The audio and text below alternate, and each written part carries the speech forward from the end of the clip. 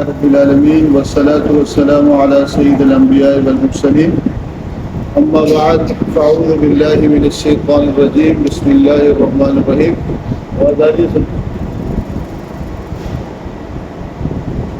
استغفر الله ربي من كل ذنب وأتوب إليه استغفر الله الذي لا إله إلا هو الحي القيوم وأتوب إليه مولاي صل وسلم دائما أبدا على حبيبك خير الخلق كلهم هو الحبيب الذي ترجى شفاعته بكل هول من الأهوال مقتهب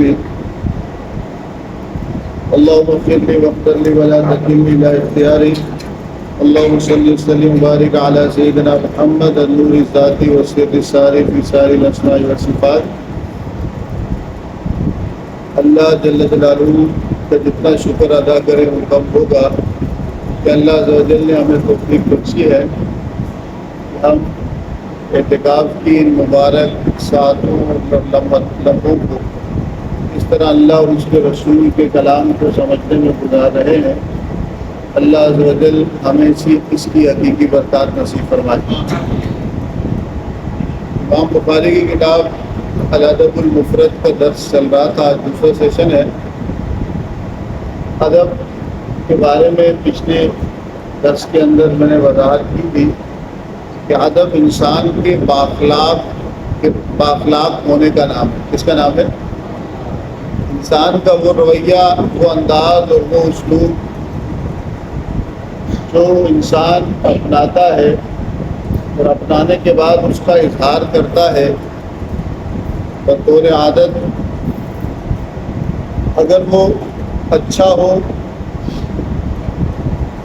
عقل اور شریعت کے مطابق ہو، مخلوق کو نفع دینے والا ہو، اس کو ہم کس سے تعبیر کرتے ہیں؟ ادب کہتے ہیں. کیا کہتے ہیں اس کو؟ یعنی وہ ادب مطلب مینرز اینڈ ایٹیکیٹس.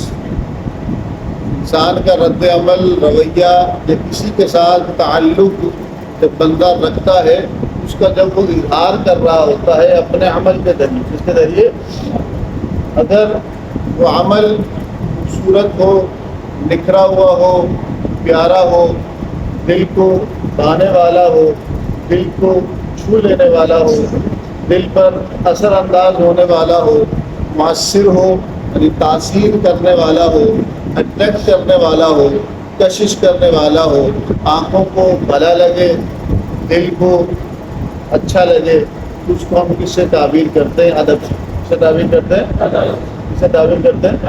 ادب سے تعبیر کرتے ہیں.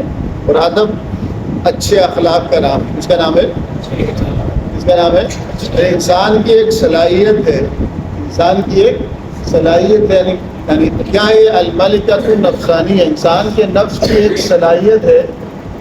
جو شخص اس صلاحیت سے متصف ہوتا ہے وہ اس سے اچھی اعمال سرزد ہوتے ہیں. اچھے اعمال، اخلاق جمیلہ یا افعال جمیلہ یا افعال محمودہ، وہ افعال جن کی تعریف کی جائے، وہ افعال جن کو اچھا سمجھا جائے، اس بندے سے اس کا کیا ہوتا ہے؟ سرور ہوتا ہے. اور وہ بندہ ہر لحاظ سے کیا ہوتا ہے؟ کامیاب ہوتا ہے. کیا ہوتا ہے؟ کامیاب ہوتا ہے. مولانا روم کا ایک شعر ہے. آپ فرماتے ہیں کہ از خدا جوئم توفیق ادب کو، کہ میں اپنے رب سے ایک چیز مانگ رہا ہوں. میں اپنے رب سے از خدا جوئم توفیق ادب کہ بے ادب محروم مانت از فضل رب، کہ میں خدا سے ایک چیز کی توفیق مانگ رہا ہوں. اور وہ توفیق کیا ہے؟ کہ ادب ہے.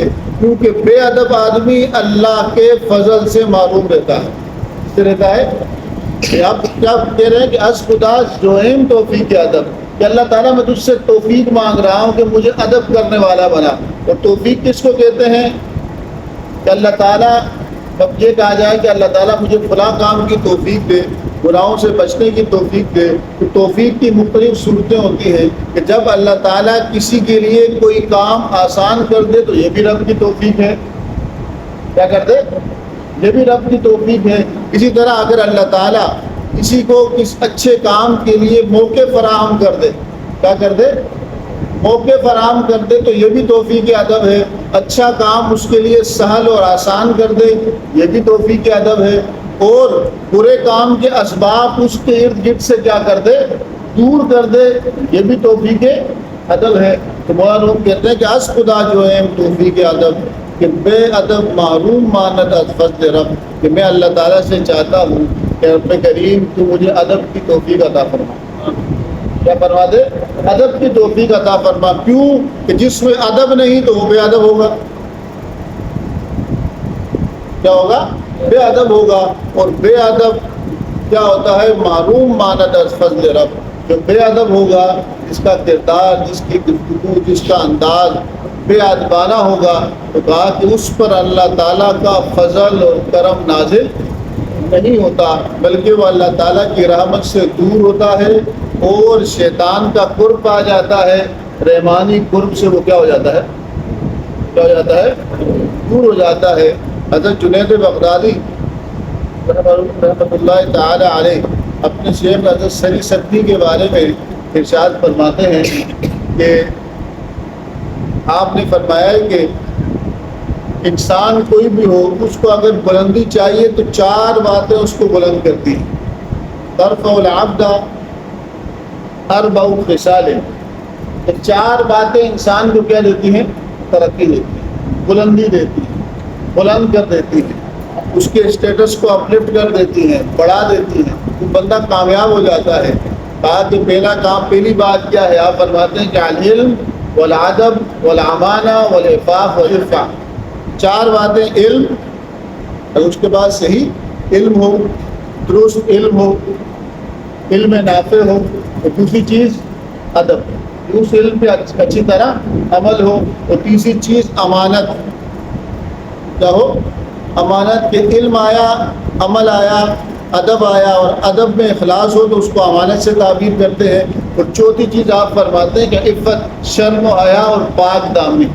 انسان اپنے کردار کی برے کاموں سے اپنے آپ کو محفوظ رکھے تو ہم کیا کہتے ہیں کہ یہ پاک دامن اور عفاف ہے. حضور نے دعا بھی سکھایا کہ اللہم انی اسألک الہدی والتقی والعفاف والغنی، کہ اللہ تعالیٰ میں تجھ سے سوال کرتا ہوں تو مجھے ہدایت بھی دے، والتقی اور تقوی بھی دے، والعفاف اور مجھے برائی اور برے کاموں اور فحش کاموں سے محفوظ بھی رکھ. حضور صلی اللہ علیہ وسلم تو معصوم ہیں، نبی تو ان کاموں سے دور ہی رہتا ہے، لیکن امت کی تعلیم کے لیے، اس کے لیے امت کی تعلیم کے لیے آپ صلی اللہ علیہ وسلم نے یہ دعا تلقین فرمائی. تو ادب کا مطلب بااخلاق ہونا ہے، با کردار ہونا ہے، اور اللہ تعالیٰ کے ساتھ تعلق کو صحیح منہج اور انداز کے ساتھ رکھنا ہے، مخلوق کے ساتھ تعلق کو صحیح منہج اور انداز کے ساتھ رکھنا ہے. امام بخاری نے ابتدائی جو حدیثیں ذکر کی ہیں وہ اپنے والدین کے حقوق ذکر کیے ہیں. کیا ذکر کیے ہیں؟ کہ بھائی والدین کے ساتھ تعلق کس طرح رکھنا ہے. اگر آپ والدین کے ساتھ تعلق میں مؤدب ہونا چاہتے ہیں، اس کے فضائل اور اس کا طریقہ بھی بیان فرما دیا. اس کے بعد اگلا اسٹیپ، انسان جس معاشرے اور جس سوسائٹی میں رہتا ہے، انسان ایک معاشرتی مزاج کا حامل ہے، انسانی تمدن اور تہذیب. انسان جہاں بھی رہتا ہے تو وہ اکٹھے رہتا ہے، اکیلا اس کا کوئی وجود نہیں ہوتا، وہ اکٹھا رہتا ہے. جب اکٹھا رہتا ہے تو تعلق واسطہ ہوتا ہے، ماں باپ ہوتے ہیں، ماں باپ کا خاندان ہوتا ہے، ماں کا خاندان ہوتا ہے، باپ کا خاندان ہوتا ہے، اس کے ساتھ ساتھ اس کے پڑوس والے ہوتے ہیں، اس کے تعلق واسطے والے دوست یار ہوتے ہیں. یہ سرکل، یہ اس کی جو حدود ہے کیا ہوتی جاتی ہیں؟ بڑھتی جاتی ہیں. جتنے تعلق کی نوعیت بڑھتی ہے اتنا حقوق اور ذمہ داریاں بھی بڑھتی ہیں. تو ماں باپ کے بعد قریب ترین جو تعلق ہوتا ہے وہ رشتہ داروں کا ہوتا ہے. کس کا ہوتا ہے؟ اس کا ہوتا ہے رشتہ داروں کا ہوتا ہے. اس لیے اللہ تعالیٰ قرآن مجید میں ارشاد فرماتا ہے کہ وَآتِ ذَا الْقُرْبَ حَقَّهُ، اور جو قریب کے رشتہ دار ہیں ان کے حق کی ادائیگی کریں. کیا کریں؟ ان کے حق کی ادائیگی کریں. حضور کو حکم دیا جا رہا ہے کہ وَأَنذِرْ عَشِيرَتَكَ الْأَقْرَبِينَ، آپ کے جو قریب ترین رشتہ دار ہیں ان کو آپ اللہ کے ناراضگی سے ڈرائیں، اللہ کی کے عذاب سے ڈرائیں. قرآن میں اللہ کہتا ہے قُوا أَنفُسَكُمْ وَأَهْلِيكُمْ نَارًا، اپنے آپ کو بھی آگ سے بچائیں اور اپنے گھر والوں اور اہل و عیال کو بھی کس سے بچائیں؟ آگ سے بچائیں. تو صلہ رحمی، والدین کے حقوق کے بعد والدین کے حقوق، صلہ رحمی. رحم کا مطلب ہوتا ہے رشتہ دار، رشتہ داروں کے ساتھ تعلق. صلہ رحمی، صلہ کا مطلب عربی میں ہوتا ہے وصل یصل صلۃً، جوڑنا. کیا کرنا؟ جوائن، جوڑنا، تعلق بحال رکھنا. صلہ رحمی کی بڑی فضیلت آئی ہے. ایک شخص رسول اللہ صلی اللہ علیہ وسلم کے پاس آیا تو کہا کہ یا رسول اللہ مجھے خبر دیں اس چیز کے بارے میں جو مجھے جنت کے قریب کر دے اور جہنم سے دور کر دے. تو آپ صلی اللہ علیہ وسلم نے ارشاد فرمایا کہ تعبد اللہ ولا تشرک بہ شیء. پہلی چیز اللہ کی عبادت کرو. دوسری چیز اس کے ساتھ اس کی ذات صفات افعال میں کسی کو شریک نہ ٹھہراؤ. اور تیسری چیز وتقیم الصلاۃ نماز قائم کرو. چوتھی چیز وتؤتی زکوٰۃ کی ادائیگی کرو. اور پانچویں چیز حضور نے فرمایا کہ وتصل الرحمہ رشتہ داروں کے ساتھ تعلق کو کیا کرو جوڑو. کیا کرو جوڑو. پھر اگلی حدیث ہے امام بخاری لائے ہیں فرماتے ہیں کہ ایک شخص حضور کی بارگاہ میں آیا. اب یہ معاملہ ہو سکتا ہے ہم میں سے اکثر کے ساتھ ہو, یہ گلہ بھی ہو کہ ہمارے رشتہ دار تو ہیں لیکن ہم ان کے ساتھ جوڑنے کی کوشش کرتے ہیں لیکن وہ توڑنے کی کوشش کرتے ہیں. گلے کرتے ہیں اکثر کہ ہم اچھائی کرتے ہیں وہ برائی کرتے ہیں, ہم خیر خواہی کرتے ہیں وہ بدخواہی کرتے ہیں, ہم ان کے لیے اچھا مزاج رکھتے ہیں ان کے لیے ہم اچھا سوچتے ہیں وہ ہمارے لیے برا سوچتے ہیں, ہم ان کی عزت کرتے ہیں وہ ہماری توہین کرتے ہیں, یا منہ مزاج ہوتا ہے. صلہ رحمی کے اندر ایک اصول یاد رکھیں کہ قریب کے رشتہ دار ہیں جتنا قریب ہوگا. پچھلی حدیث آپ نے بڑی فرمایا کہ تیری ماں زیادہ حقدار ہے ثم ابا کا, پھر ماں زیادہ باپ زیادہ حقدار ہے فالاقرب. پھر جو قریب کے رشتے اس سے جو قریب آتے رہتے ہیں وہ زیادہ قریب کے رشتہ دار ہیں. ماں باپ انسان کے جو اصول ہیں یعنی ماں باپ کے ماں باپ دادا دادی نانا نانی ان کے ماں باپ بھی اوپر تک کے قریب ترین ہے. پھر اس کی اولاد کسی بھی شخص کی اولاد اس کی اولاد کی اولاد یعنی کسی شخص کے بیٹے بیٹی, پھر اس کے بعد پوتے پوتی نواسے نواسی. دوسرے نمبر پہ ان کا کیا آتا ہے درجہ آتا ہے. تیسرے نمبر پہ جو قریب ترین رشتہ دار کہلاتے ہیں. تیسرے نمبر پہ بہن بھائی اور ان کی اولاد کا درجہ آتا ہے. چوتھے نمبر پہ چاچا چاچی اور ان کے اولاد چاچا اور ان کی اولاد کا درجہ آتا ہے. پھر ماموں پھوپھی کی ان کی اولاد کا, ماموں ماں کی طرف سے رشتہ دار ہے, ماموں اور ان کی اولاد کا, خالہ اور ان کی اولاد کا, یہ قریب ترین رشتہ دار ہیں. پھر اس کے بعد گھر والی کے پھر رشتہ دار آتے ہیں. پھر ان کے آگے رشتے آگے کرتے جائیں. یہی درجہ بندی کیا ہوتی ہے رشتہ داروں کی ہوتی ہے. ایک شخص حضور کے پاس آیا کہا یا رسول اللہ ان لی قرابۃ اصلھا. بے شک میرے رشتہ دار ہیں. رشتہ دار سمجھتے ہیں نا قریب تک کیوں اکٹھے رہتے ہیں. جیسے جو قریب کے رشتے ہوتے ہیں ایک دوسرے کو زیادہ جانتے ہیں. جب زیادہ جانتے ہیں تو اونچ نیچ کا معاملہ بھی زیادہ ہوتا ہے. سارے متقی نہیں ہوتے, سارے نیک ہوتے ہیں. کوئی نیک ہوتا ہے, کوئی کم نیک ہوتا ہے, کوئی زیادہ جذبات والا ہوتا ہے. ایک دوسرے کو زیادہ جانتے ہیں. بعض اوقات ایک دوسرے کے معاملے کے اندر انٹرفیئرنس بھی ہوتا ہے اور پھر وہ عداوت کا معاملہ بھی ہوتا ہے. کہیں حسد آ جاتا ہے, کہیں بغض اور کینہ آ جاتا ہے, کہیں انا کا مسئلہ آ جاتا ہے, ایگو کا پرابلم آ جاتی ہے. سارے معاملات جب بندہ اکٹھے ہو یہ چیزیں چلتی رہتی ہیں. بعض اوقات من پسند بات نہیں کی یا مزاج کے خلاف بات کر لی, آپ کچھ چاہتے تھے انہوں نے کچھ چاہ لیا, سامنے والے کو کیا آ جاتا ہے غصہ آ جاتا ہے. فرمایا کہ یا رسول اللہ میرے رشتہ دار ہیں ویقطعون, میں جوڑتا ہوں وہ توڑتے ہیں. میں تعلق جوڑ رہا ہوں, میں ریلیشن شپ بلڈ کر رہا ہوں, وہ کیا کر رہے ہیں وہ توڑ ہے. وہ کیا کر رہے ہیں توڑ ہے. احسن الیہم, میں ان کے ساتھ حسن سلوک کرتا ہوں, اچھے انداز سے ملتا ہوں, خیرخواہی کا معاملہ کرتا ہوں. وَيُسِیئُونَ إِلَیَّ, وہ میرے ساتھ برائی کرتے ہیں. وَیَجْهَلُونَ عَلَیَّ, اور میرے ساتھ جہالت کا معاملہ کرتے ہیں. وَأَعْلُمُ عَنْهُمْ, اور میں ان کے ساتھ برداشت کا معاملہ کرتا ہوں. یا رسول اللہ حضور نے فرمایا کہ لئن کان کما تقول, اگر یہی بات ہے جو تو کہہ رہا ہے کہ تو اچھائی کر رہا ہے وہ برائی کر رہے ہیں, تو حضور نے فرمایا کہ کان نما تصفہم المل, کیونکہ ایسے ہی ہے کہ گویا کہ تم ان کو ان پر راکھ پھینک رہے ہو. کیا پھینک رہے ہو؟ گویا کہ تم ان پر راکھ پھینک رہے ہو, ان کو راکھ کھلا رہے ہو. تم ان کے ساتھ اچھائی کر رہے ہو, وہ برائی کر رہے ہیں. تمہاری اچھائی ان پر اس طرح لگ رہی ہے کہ جیسے کوئی بندہ کیا کھا رہا ہو, راکھ. مزہ آتا ہے کھاتے ہوئے, تکلیف ہوتی ہے. راکھ کھا سکتا ہے کوئی آپ نے؟ تکلیف ہوتی ہے, کھانے کی چیز نہیں ہے. کوئلے کی جو راکھ ہوتی ہے کھا سکتے ہو؟ نہیں کھا سکتے. حضور نے فرمایا کہ یہ ایسے ہی ہے کہ جیسے تو ان کو کیا کھلا رہا ہے, راکھ کھلا رہا ہے. مطلب یہ کہ تو اچھائی کر رہا ہے وہ برائی کر رہے ہیں, اور تیری اچھائی ان کو مزید پریشان کر رہی ہے. کیا کریے؟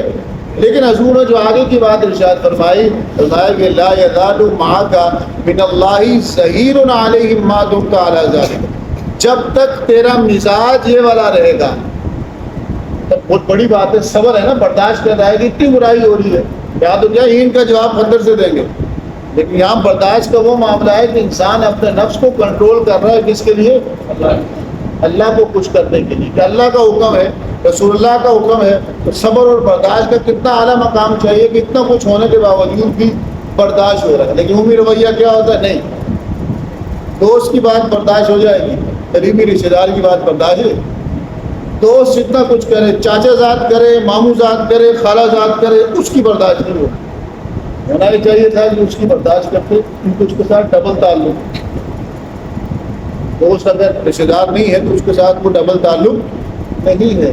لیکن یہاں الٹا ہے، دوست کی بری بات برداشت ہو جائے گی، ماں باپ کی برداشت نہیں ہوگی۔ دوست کے باپ کی ڈانٹ برداشت ہو جائے گی، چاچا مامے کی ڈانٹ برداشت نہیں ہوگی۔ دوست کی ماں، اس کی وہ اگر ڈانٹ دے برداشت ہو جائے گی، چاچا زاد بھائی کی ماں، ماموں زاد بھائی کی ماں، خالہ زاد بھائی کی ماں، فرسٹ کزن، سیکنڈ کزن، نو کمپرومائز، نہیں بھائی کیا نہیں تھا، برداشت نہیں ہوتا۔ کہ مزاج کا اخلاق جو ہوتا ہے وہ صرف باتوں سے نہیں بنتا، بات جاننے سے نہیں بنتا۔ بڑے عربی کا بڑا پیارا مقولہ ہے کہ من ترک الادب رد عن الابواب، جو جس نے ادب چھوڑ دیا، با اخلاق ہونا چھوڑ دیا، وہ اللہ کی رحمت کے دروازوں سے دور کر دیا گیا۔ جہاں فضل اللہ کا اترتا ہے، رحمت اللہ کی اترتی ہے، وہ تو صبر کرنے والوں پر اترتی ہے۔ کہا اللہ صبر کرنے والوں کے ساتھ ہے، ان اللہ مع الصابرین، بشر الصابرین، صبر کرنے والوں کو خوشخبری دے دو۔ اللہ کو صبر کرنے والوں کے پاس پاؤ گے۔ تو کون سا صبر؟ آپ کے ذہن میں فوراً آتا ہے صبر مطلب پیشنس، کنٹرول، کب؟ تو بس جب مصیبت آئے گی کنٹرول کرنا، بھائی وہ بھی صبر کی ایک قسم ہے۔ جب بیماری آئے گی صبر کرنا، وہ بھی صبر کی ایک قسم ہے۔ لیکن یہ تعلق نبھانا، یہ بھی صبر کی ایک قسم ہے۔ صبر کی بزرگ فرماتے ہیں کہ رشتے ناسوں کے اندر ان کو لچک ہونی چاہیے، برداشت ہونی چاہیے، تب تعلق ہوتا ہے۔ جب مقابلہ آ جائے تو آپ مقابلے بازی میں آ جائیں گے تو پھر وہ تعلق کبھی نبھتا۔ آپ جو دوست سے دوستی بڑی وہ ہوتی ہے کہ غلطی کر لے یار معاف کر دے، کوئی مطلوب دوست تھا نا یار۔ تعلق کیونکہ انسان کمزوری ہے، بچتی کمزوری ہے۔ الانسان مرکب من الخطأ والنسیان، انسان ہے اور اس کے اندر خطا، بھولنا اور غلطی کا اس کے اندر عنصر پایا جاتا ہے۔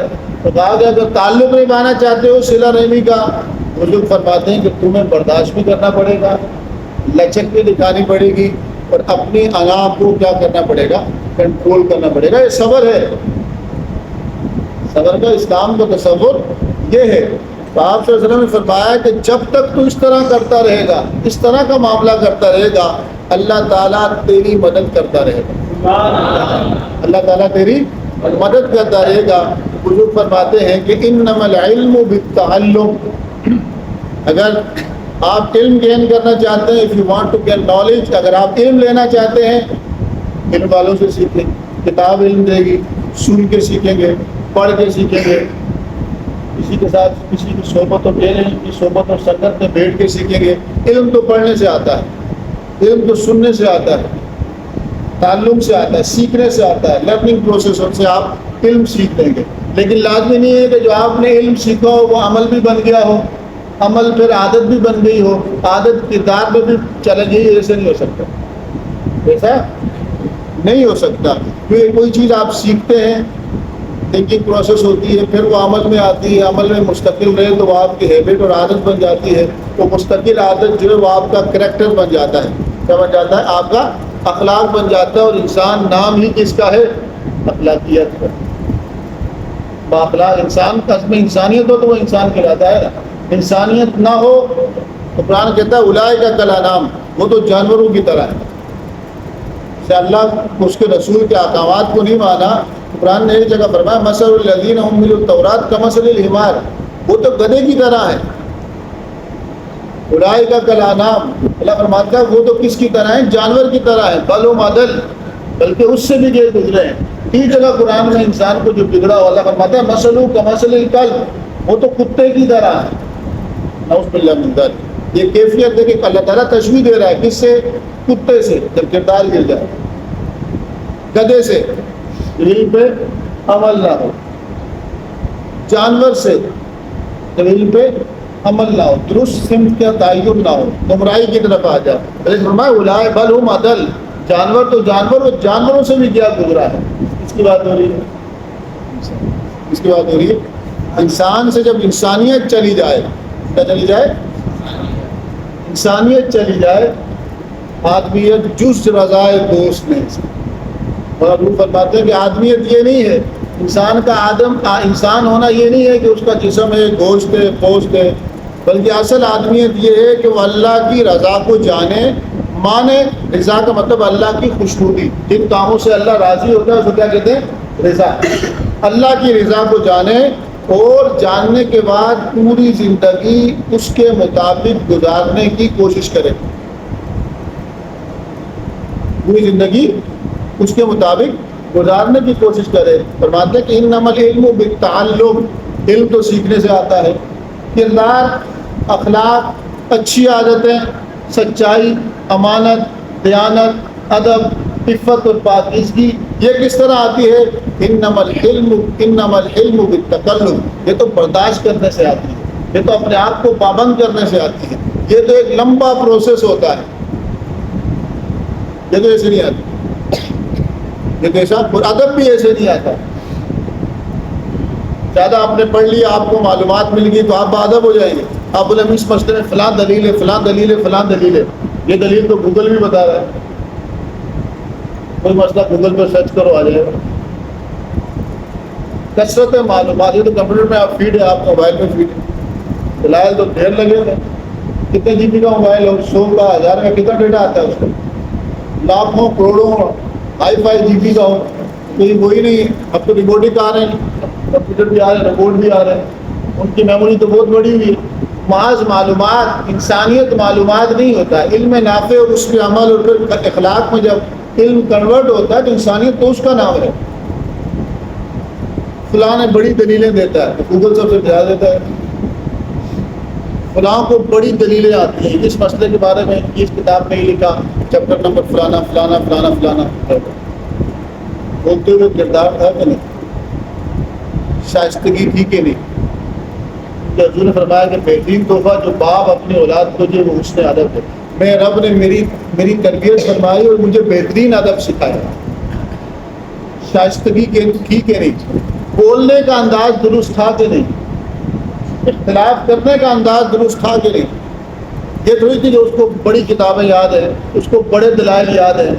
بعض دلائل دینا یا علم کسی کے ٹھیک ہونے کی دلیل نہیں ہوتا. ٹھیک ہونے کا تعلق اس کس سے جانچتے ہیں؟ آپ کردار سے.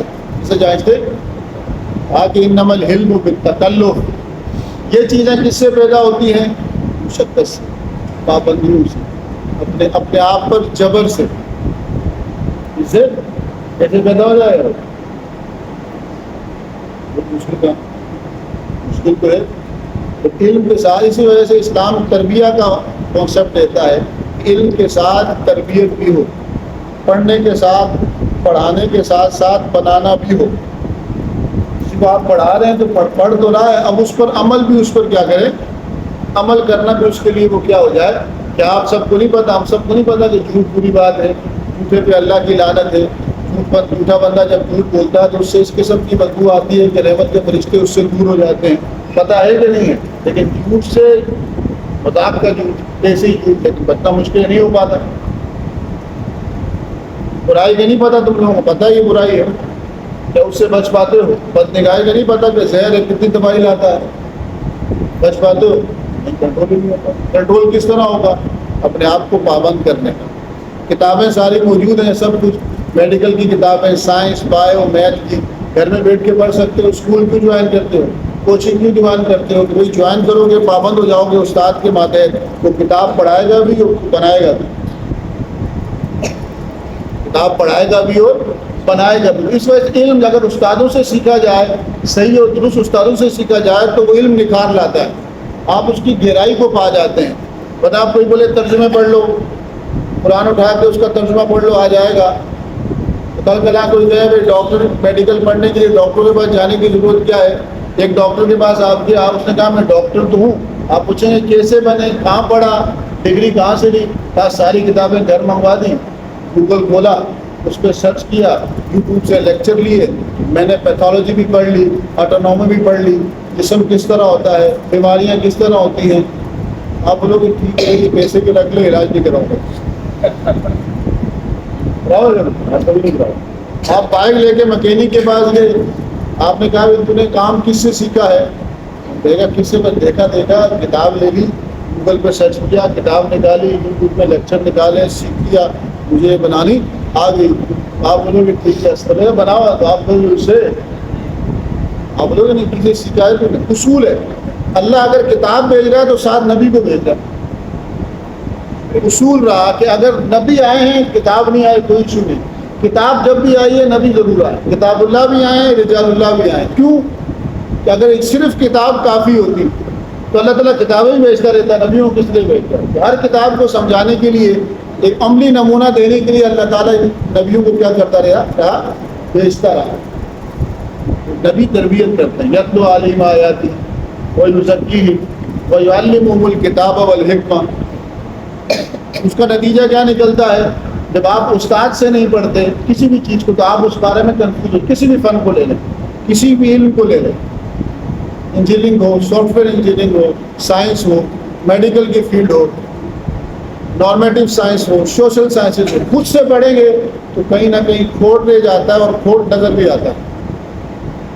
کھوٹ کسی بھی چیز ہوتی نہیں، اس کی گرپ ہی نہیں ہوتی اس وقت، کیونکہ انسان کو سمجھاتا ہے، انسان کی اصلاح کرتا ہے. کتاب انسان کو بتاتی ہے کہ خرابی یہ ہے، خرابی دور انسان کی کرتا ہے. کسی نے بزرگان دین فرماتے ہیں کہ بھئی دین کا علم پڑھنے کے بعد 8 سال 10 سال 6 مہینے کسی اللہ والے کی صحبت اختیار کر لو تاکہ علم کا نور تمہارے اندر کیا ہو سکے؟ جاگرتی ہو سکے. علم تمہیں تکبر میں مبتلا نہ کر دے، تمہیں گمراہی میں نہ ڈال دے، شک و شبے میں نہ ڈال دے، تمہیں شیطان کے قریب نہ کر دے. ہوتا اسی طرح اولیاء کرام کی سنگت صحبت چھوڑی، اس کا نتیجہ پھر جب سے گوگل کیا بنا، ہمارا استاد بنا، معلومات کا ایک ذریعہ ہے، وہ تو مشین ہے. اس کے کیا جذبات ہیں، اس کے کیا خیالات ہیں، اس کے کیا احساسات ہیں، اس کا تو کوئی احساسات نہیں، اس کے کوئی خیال نہیں ہے. تو انسان سے بات کرتا ہے. آپ نے گوگل پہ ایک چیز سرچ کی، اس مسئلے کے بارے میں آ گیا، آپ کا کیا مسئلہ تھا تو آپ نے کسی دوست سے بات کی، وہ سنے گا، سمجھے گا، جواب دے گا. آسمان کا فرق، case to case, person to person مسائل الگ ہوتے ہیں. ہر ایک کی اپنی ماضی کی ہسٹری ہوتی ہے، پھر اس میں سارے معاملات ہوتے ہیں. تو بات کیا کہہ رہا تھا کہ علم سیکھنے سے آتا ہے اور اخلاق برداشت کرنے سے آتا ہے، پابند کرنے سے آتا ہے، کنٹرول کرنے سے آتا ہے. آپ دیکھا ہم تفسیر بھی ہماری چل رہی ہے تو ہر جگہ دوسری تیسری آیت کے اندر اللہ تعالیٰ کردار کی بات کرتا ہے کہ نہیں کرتا؟ کیوں کر رہا ہے؟ کہ کردار سے ہی شخصیت کی تعمیر ہوتی ہے. پرسنالٹی ڈیولپمنٹ یا پرسنالٹی گرومنگ، شخصیت سازی یا کردار سازی، اصل انسان کے انسان ہونے کی کیا ہے؟ دلیل ہے، علامت ہے اور اظہار ہے. پھر اگلی حدیث دیکھ لیں، اس طرح بات لمبی ہو جائے گی. کہ اگلی حدیث کہتے ہیں کہ اللہ عز و جل کہتا ہے کہ انا الرحمن، رشتہ داروں کے ساتھ قطع تعلق کرنا بغیر کسی شرعی عذر کے حرام ہے. بالکل تعلق ختم کر دینا. تعلق کا مطلب کیا ہے؟ صلہ رحمی کا مطلب کیا ہے؟ ان سے ملنا، سلام کرنا، ان کی خوشی غمی میں شریک ہونا، ان کی غلطی خامیوں کو برداشت کرنا. وہ اگر مجبور ہو تو ان کی مجبوری میں مدد کرنا، پریشان ہو تو ان کی پریشانی دور کرنا، اگر غلطی ہو جائے تو معاف کرنا، درگزر کرنا، اگر انہیں تمہاری ضرورت ہو تو ان کے کام آنا، تحفہ تحائف دینا. جس طرح بھی ہو سکے تعلق برقرار رکھنا تاکہ محبت برقرار رہے. اس کو کہتے ہیں صلہ رحمی. کیا کہتے ہیں اس کو؟ اور قطع رحمی کیا ہے؟ مکمل بائی آؤٹ کرنا بغیر وجہ. آپ دیکھیں رشتہ داروں میں ایسی، عورتوں میں ایسے ہی جھگڑا، اس سے مجھے یوں کیوں دیکھا، اس سے میرے کپڑوں کی تعریف کیوں نہیں کی، وہ میری دعوت پہ نہیں آیا، وہ میرے گھر پہ نہیں آیا. ایسی بات ہے، اگنور کرو، اللہ اجر دے گا. یہ تو صلہ رحمی ہے. رب فرماتا ہے کہ اس تعلق کو رحمی کہا گیا، رحم کہا گیا. کیا کہا گیا؟ صلۃ الرحم کہا گیا. تو حضور فرماتے ہیں کہ رب فرماتا ہے کہ انا الرحمن، میری صفت کیا ہے کہ میں کیا ہوں؟ رحمان ہوں. میں کیا ہوں؟ رحمان ہوں. فرماتے ہیں کہ انا خلقت الرحمہ واشتقت لها من اسمی، یہ جو صلہ رحمی کا تعلق ہے یہ میں نے ہی پیدا کیا ہے، اور اس تعلق کو میں نے رحمان لفظ سے لیا ہے۔ رحمان، رحم کس سے نکلا ہے؟ رحمان سے نکلا ہے۔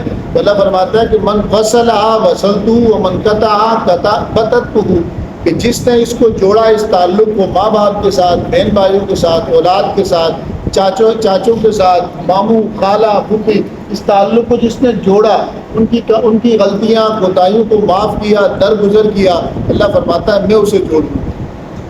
جو اس تعلق کو جوڑے گا بندہ، اللہ کہتا ہے میں اس کو جوڑ دوں گا۔ کیا جوڑ دے گا؟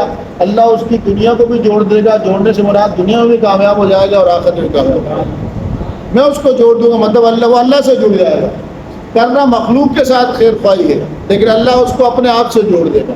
اگر مخلوق کے ساتھ قطع تعلق کی سب سے بڑا مسئلہ ہے آج کا، نہیں ہے، سب کو یاد آ رہا ہوگا، ہم بھی ایسے ہی، یہ بھی یاد آ رہا ہے، برداشت ہی نہیں ہے، پناہ کا مسئلہ ہے، ایگو کا مسئلہ ہے۔ یہ عبادت ہے، اس تعلق کو جوڑنا، برداشت کرنا، معاف درگزر کرنا، یہ عبادت ہے، شریعت کا حکم ہے۔ گھر کے گھر تباہ ہو رہے، خاندان کے خاندان کیا ہو رہے ہیں؟ چھوٹی چھوٹی باتیں، جہاں تو بڑی باتیں معاف کرنے کا حکم دیا جا رہا ہے۔ کیا دیا جا رہا ہے؟ بڑی باتیں معاف کرنے کا حکم دیا جا رہا ہے۔ پھر اگلی حدیث ہے کہ آپ صلی اللہ علیہ وسلم نے ارشاد فرمایا کہ من احب ان یبسط له فی رزقہ وان یمسع له فی عسرہ فلیصل رحمہ۔ حضور فرماتے ہیں کہ جو شخص یہ چاہتا ہے کہ اس کے رزق میں ترقی ہو، اس کا رزق بڑھ جائے، اس کی عمر بڑھ جائے، چاہتا ہے نہیں، ہر بندہ چاہتا ہے، فرمایا فلیصل رحمہ، وہ رشتہ داروں کے ساتھ تعلق جوڑتا رہے۔ کیا کرتا رہے؟ رشتہ داروں کے ساتھ تعلق جوڑتا رہے۔ پھر ایک اور حدیث میں آپ صلی اللہ علیہ وسلم ارشاد فرماتے ہیں کہ من اتقى ربہ، جو شخص اپنے رب، جس شخص نے اپنے رب کا تقوی اختیار کیا، فوصل رحمہ، اور رشتہ داروں کے ساتھ تعلق کو کیا کیا؟ جوڑا۔ میں اس کی وضاحت کر چکا ہوں، رشتہ داروں سے مراد کیا ہے، تعلق سے مراد کیا ہے۔ نسی فی عجلہ، اس کی عمر بڑھا دی جاتی ہے، عمر میں برکت دے دیتا ہے اللہ۔ وسری مالہ، اس کا مال بڑھنے لگ جاتا ہے، اس کا رزق بڑھنے لگ جاتا ہے، بے روزگاری سے وہ دور ہو جاتا ہے۔ وَأَحَبَّهُ أَهْلُهُ، اور اس کے گھر والے اس سے پیار کرنا شروع کر دیتے ہیں۔ کتنا اچھا کام ہے۔ اگر ہم رشتہ داروں سے تعلق توڑ رہے ہیں، رزق میں بے برکتی ہے، بھلے رزق کے وظیفے بڑھتے رہیں، اللہ نے کہا میں توڑ دوں گا تو کیسے رزق جڑے گا؟ تو بعض اوقات رزق کی بندش کی ایک وجہ یہ بھی ہوتی ہے کہ وہ رشتہ داروں سے برا کاٹ کے بیٹھا ہوا ہوتا ہے۔ ماں باپ کو نہیں پوچھ رہے ہوتے، بہن بھائیوں کو نہیں پوچھ رہے ہوتے، بعض اوقات اولاد ماں باپ کو نہیں پوچھ رہی ہوتی، ماں باپ اولاد کو نہیں پوچھ رہے ہوتے، ماموں سے ناراضگی، پھوپھی سے ناراضگی، چاچے سے ناراضگی، بھائیوں سے ناراضگی، کیوں؟ بے وجہ ہوتا ہے، تو ساتھ رہتے تو معاملات چلتے رہے۔ پھر ایک حدیث میں آپ صلی اللہ علیہ وسلم نے ارشاد فرمایا کہ بے شک اللہ عز و جل تمہیں حکم دیتا ہے کہ امہاتکم، پھر فرمایا کہ امہاتکم، کہ اپنے ماؤں سے حسن سلوک کرو، اپنے اپنے باپ سے حسن سلوک کرو، اور پھر جو قریب کے رشتہ دار ہیں ان کے ساتھ حسن سلوک کرو۔ کہتے ہیں کہ ایک اور روایت میں سیدنا مولا عثمان بن عفان کہتے ہیں کہ ہمارے پاس ابو ہریرہ رضی اللہ تعالیٰ عنہ جمعرات کا جو دن ہوتا ہے، اگلی رات جمعے کی ہوتی ہے، اس دن آئے، اگلا دن جمعے کا ہے، تو آج کیا ہے؟ جمعے کی جو رات جس کو کہتے ہیں، اس دن آئے تو آ کے لوگ بیٹھے ہوئے تھے، آ کے انہیں کہا کہ احرج علی کل قاطع رحمہ لما قام عندنا، میں ہر اس شخص سے پر نالا ہوں کہ وہ ہمارے پاس سے اٹھ جائے، آج کی رات اٹھ جائے، نہ بیٹھے، کہ جو رشتہ داروں سے جس نے تعلق کیا ہوا ہو توڑا ہو۔ تو کہتے ہیں کہ کوئی کھڑا نہیں ہوا، انہیں 3 بار بولا کہ جس نے رشتہ داروں سے تعلق توڑا ہوا ہے تو یہاں سے اٹھ جائے، ہماری مجلس میں نہ بیٹھے، صحابی رسول ہے۔ تو کہتے ہیں کہ اسی مجلس میں ایک شخص تھا، وہ فون اپنی پھوپھی کے پاس گیا، اور 2 سالوں سے اس نے اپنی پھوپھی سے تعلق کیا ہوا تھا؟ توڑا ہوا تھا، بات چیت نہیں تھی، چاہتا ہی نہیں تھا۔ ان کے پاس گیا اور جا کے جیسے اندر گھسا، جانے والے کے سلام کیا تو پھوپھی نے کہا کہ یا ابن اخی ما جاء بک، بھتیجے کیا ہوا، آج کیسے آ گیا، آج تو کیسے آ گیا؟ اس نے کہا کہ میں نے سیدنا ابو ہریرہ رضی اللہ تعالیٰ عنہ کی مجلس میں تھا، اور آج انہوں نے کہا کہ جو شخص بھی جس نے بھی رشتہ داروں سے تعلق توڑا ہوا ہے میری اس مسجد سے اٹھ جائے، یہاں نہ بیٹھے۔ تو آپ نے کہا کہ جاؤ، ان کی پھوپھی تھی، کہا جاؤ، حضور کے صحابی ہیں، ایسے ہی نہیں کہتے، جاؤ پوچھ کے آؤ کیوں انہوں نے ان لوگوں کو اپنے پاس سے بھگا دیا جن نے رشتہ داروں سے تعلق توڑا ہوا ہے۔ تو یہ گئے تو جا کے سیدنا ابو ہریرہ رضی اللہ تعالیٰ عنہ سے پوچھا کہ کیا بات ہوئی، آپ نے ایسا کیوں کہا؟ تو کہتے ہیں کہ میں نے حضور صلی اللہ علیہ وسلم کو سنا ہے کہ ان اعمال بنی آدم تورد علی اللہ تعالی اشیۃ کل خمیس لیلۃ الجمعہ فلا یقبل عمل قاطع الرحم، کہ انسان کے اعمال، بنی آدم کے اعمال جمعرات کو، جمعے کی جو رات ہوتی ہے اس دن اللہ کے حضور پیش ہوتے ہیں، اور اس بندے کے نیک اعمال اللہ قبول نہیں کرتا کہ جو رشتہ داروں سے تعلق کو توڑ رہا ہو۔ کا وجہ یہ تھی کہ آج کی رات میں نے کہا کہ وہ شخص ہمارے درمیان نہ بیٹھے کہ جس کے تعلق ٹوٹ رہا ہے۔ حضور نے فرمایا کہ اس کے نیک اعمال اللہ قبول نہیں کرتا۔ بعض اوقات عمر میں بے برکتی ہوتی ہے، رزق میں بے برکتی ہوتی ہے، ہم وظیفے پڑھے ہوتے ہیں، نہیں اثر ہو رہا، یا رضا کو پڑھ لیا، یا وہاب کو پڑھ لیا، یا مغنی پڑھ لیا، یا غنی پڑھ لیا، قرآن کی آیتیں پڑھ لی، نہیں ہو رہا۔ کیوں نہیں ہو رہا؟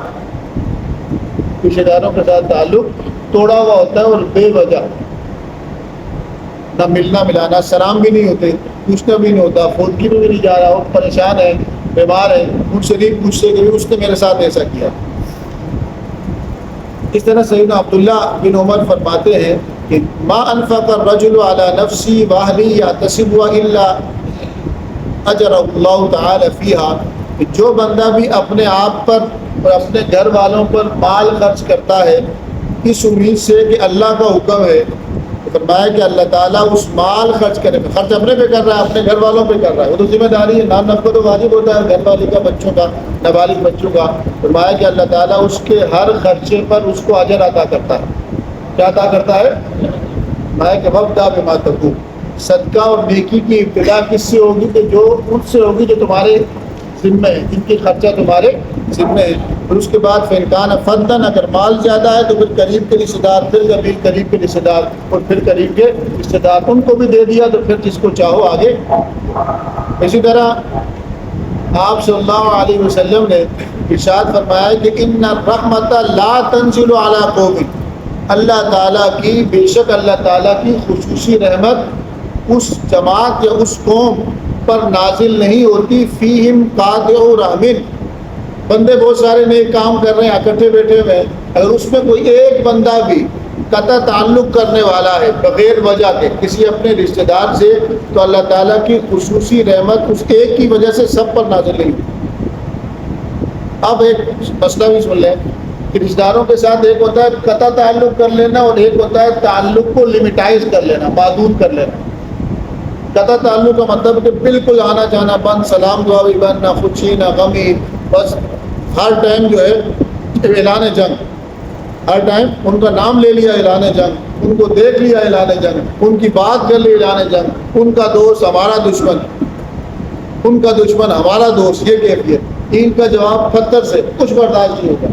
اس میں کہتے ہیں قطع تعلق کی بڑی سنگین چیز ہے، لیکن یہ تعلق محدود کر سکتے ہیں۔ اگر کسی رشتہ دار سے اذیت مل گئی ہے، آپ کہتے ہیں آپ چاہتے ہیں آپ کو تکلیف دیتا ہے یا نقصان پہنچاتا ہے، یا آپ کو تمسخر اڑاتا ہے، مذاق اڑاتا ہے، کہ حقارت کرتا ہے، یا تنگی محسوس ہوتی ہے کہ آپ چاہتے ہیں کہ اگر میں گیا تو یہ جھگڑا ہو جائے گا، جھگڑا بڑھ جائے گا، تو اپنے تعلق کو کاٹے نہ، محدود کر لیں۔ کیا کر لیں؟ محدود کا مطلب ہے کہ ملے تو سلام کر لیں، اچھائی کریں اور برائی نہ کریں، بھلے وہ کھلنا جلنا زیادہ نہ ہو، قطع تعلق نہ کریں۔ اعلان جنگ۔ پھر ایک تو یہ کوئی قریب کا رشتہ دار اعلانیہ گناہ کرتا ہو، فاسق و فاجر ہو، زنا کا مرتکب ہو، شراب پیتا ہو، قاتل ہو، برائی میں ہو، نشے میں ہو، اور آپ اس سے قطع تعلق اس وجہ سے کرتے ہیں کہ اس کے ساتھ رہنے کی وجہ سے کہیں میں اس میں ملوث نہ ہو جاؤں، میں بدنام نہ ہو جاؤں، تو یہ بھی جائز ہے، لیکن وہاں بھی قطع تعلق کی قسم کون سی ہوگی؟ محدود کر لیتا۔ کیا کر لیں؟ کیا کر لیں؟ محدود کر لیں۔ یہ وہ عذر ہے جن کی وجہ سے تعلق کو کیا کرنا؟ محدود کرنا جائز ہو جاتا ہے۔ بعض صورتوں میں اگر کوئی شخص اسلام سے خارج ہو گیا، توہین کرنے والا ہے، تو اس سے تو کیا کیا جاتا ہے؟ قطع تعلق کیا جاتا ہے۔ یا کوئی شرعی حکم کا مذاق اڑا رہا ہے تو اس سے بھی قطع تعلق کرنا شرعاً کیا ہوتا ہے؟ جائز ہوتا ہے، لیکن یہ عام طور پر ہمارے معاشرے میں جو قطع تعلق ہے وہ کس پہ؟ کھانے پہ نہیں بلایا، دعوت پہ نہیں بلایا، مجھے پوچھا نہیں، میرے بچے کو مار دیا، یہ بات ہے، اس نے مجھے یوں کر کے دیکھا، میں نے اس کو یوں کر کے دیکھا، گھر والی آئی بتایا کہ تمہارے بھائی نے ایسا کیا، تمہاری بھابھی نے ایسا کیا، بھائی ٹھیک تھے، گھر والی کی وجہ سے بھائیوں کی لڑائی ہو جاتا ہے، سیدھا نہیں ہوتا، سیدھا نہیں ہوتا۔ پھر اگلی حدیث میں آپ صلی اللہ علیہ وسلم نے فرمایا کہ لا يدخل الجنۃ قاطع رحم، قطع تعلق کرنے والا، قطع تعلق کس سے؟ رشتہ داروں سے، قطع رحمی کرنے والا جنت میں نہیں جائے گا۔ اگر اس سے قطع تعلق بغیر وجہ کے کیا اور حلال جان کے کیا پھر تو کافر ہو گیا، اگر بے وجہ کیا تو گناہ کیا جہنم میں، اگر مومن بندہ مرا تو جہنم میں عذاب پائے گا، اپنی سزا پانے کے بعد پھر کس میں جائے گا؟ جنت میں جائے گا، اس کا ہی مطلب۔ اسی طرح حضور صلی اللہ علیہ وسلم کی ایک حدیث فرماتے ہیں کہ رب بے شک جو تعلق ہے رشتہ داروں کے ساتھ اس کے سلوک کا، یہ اللہ تعالیٰ کا سنت من الرحمن، ایک شاخ میں سے ایک شاخ ہے۔ یاد ہے کہ یہ اللہ تعالیٰ کو کہتا ہے کہ اللہ تعالیٰ انی ظلمت انی قتیت، رب کریم میرے تعلق کو توڑا گیا، مجھ پہ ظلم کیا گیا، یا ربی میرے ساتھ ایسا ہوا ایسا ہوا۔ تو اللہ تعالیٰ اس تعلق کو، اس کے سلوک کو جواب دیتا ہے کہ الا ترضین ان اقطع من قطعک واصل اصل من وصلک، کہ جو تجھ پہ راضی نہیں ہے کہ جو تجھ کو توڑے گا میں اس کو توڑوں گا، جو تجھ کو جوڑے گا میں اس کو جوڑ دوں گا۔ پھر ایک اور حدیث ہے، آپ صلی اللہ علیہ وسلم نے ارشاد فرمایا،